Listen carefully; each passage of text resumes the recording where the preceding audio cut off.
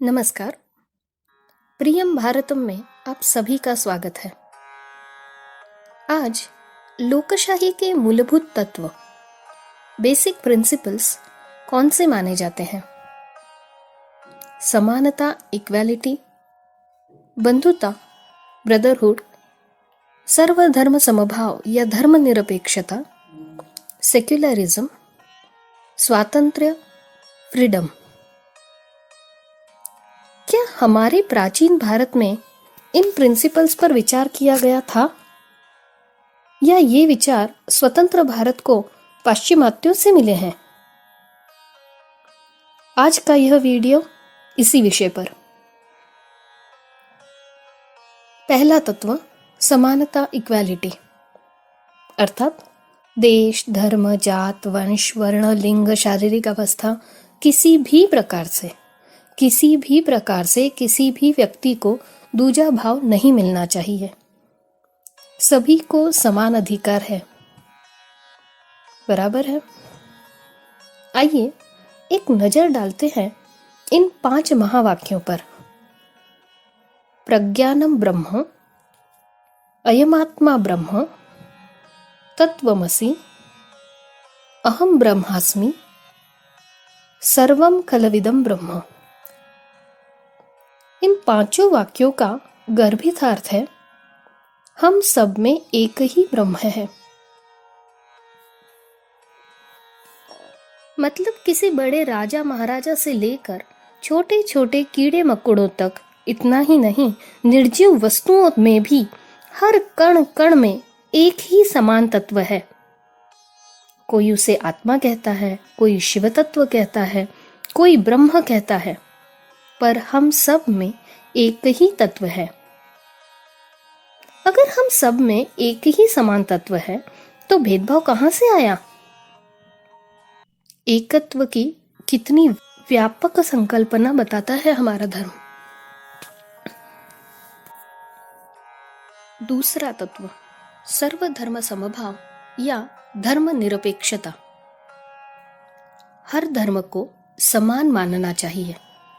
केवल मेरा धर्म उच्च और अन्य धर्म योग्य नहीं, यह विचार योग्य नहीं है।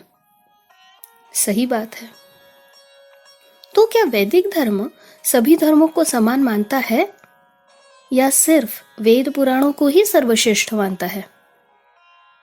आइए देखते हैं ऋग्वेद की एक ऋचा। गुरुभ्यो नमः।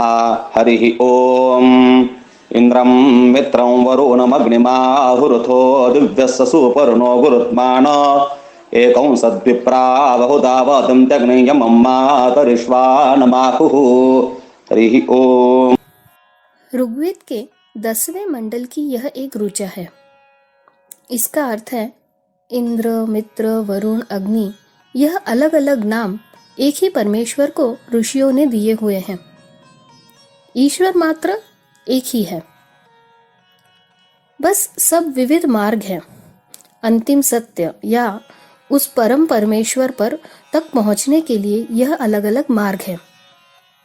इसलिए भारत में शंकर भगवान की पूजा करने वाले शैव, विष्णु भगवान की पूजा करने वाले वैष्णव, द्वैतवादी, अद्वैतवादी, इतना ही नहीं, परमेश्वर को ना मानने वाले चार्वाकवादी भी सभी एक साथ रह सकते हैं।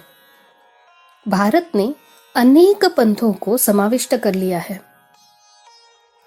सर्वधर्म समभाव की कितनी व्यापक संकल्पना, जिसमें भगवान को मानने वाले और ना मानने वाले सभी को समाया हुआ है। आइए देखते हैं तीसरा तत्व बंधुत्व ब्रदरहुड। आइए महाउपनिषद का 4 अध्याय का 71वां यह श्लोक देखते हैं। अयं निजः पुरोवती गणना लघुचेषाम् उदारचरितानामतु वसुधैव कुटुम्बकम्। संपूर्ण विश्व ही एक कुटुंब है। हम सब एक ही परिवार के सदस्य हैं। पूरे संसार में जो जो व्यक्ति आते हैं, प्राणी मात्र, जीव जंतु आते हैं, वे सभी एक परिवार के सदस्य हैं। इसका मतलब हम सब भाई भाई हैं। वैश्विक बंधुत्व, यूनिवर्सल ब्रदरहुड इससे अलग हो सकता है क्या? समानता, बंधुत्व, सर्वधर्म समभाव, यह संकल्पनाएं इससे अधिक स्पष्ट, इससे अधिक व्यापक और अर्थपूर्ण रीति से व्यक्त हो सकती हैं। इसी व्यापक विचार की वजह से ही वैदिक धर्म ने सर्वत्र सुखिनः सन्तु सर्वे सन्तु निरामयाः सर्वे भद्राणि पश्यन्तु माँ कश्चित दुख भाग भवेत्, सबको सुखी करने की, सबको आरोग्य देने की विश्व प्रार्थना की है। जब जब यह विश्व प्रार्थना की जाती है तब तब मन में सिर्फ और सिर्फ आदर और शांति की ही भावना उत्पन्न होती है और मन नतमस्तक होकर कहता है, प्रियम भारतम।